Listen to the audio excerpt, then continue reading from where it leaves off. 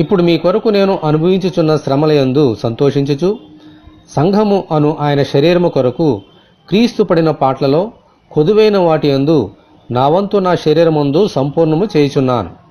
కొలస్సీలకు రాసిన పత్రిక 1వ అధ్యాయము 24వ వచనం. మన ప్రభు అయిన యేసుక్రీస్తు ఈ లోకములో అనేకమైన శోధనలు, హింసలు, బాధలు, శిలువ మీద అనేకమైన శ్రమలను భరించారు. ఈ శ్రమలనే ప్రసవ వేదన నుండే యేసు శరీరము అనే సంఘము పుట్టింది. ఆమెన్. తాను శ్రమపడి జన్మనిచ్చిన సంఘమునకు ఆయనే శిరస్సే ఉన్నారు. యుగ యుగములు దేవునికి మహిమ కలుగునుగాక. ఆమెన్. అపోస్తలుడైన పౌలు కూడా ఆ సంఘము కొరకు అనేకమైన అవమానాలు, హింసలు, బాధలు, శ్రమలు అనుభవించి సంఘం యొక్క క్షేమాభివృద్ధి కొరకు ప్రయాసపడ్డాడు. ఆమెన్. హల్లెలూయా.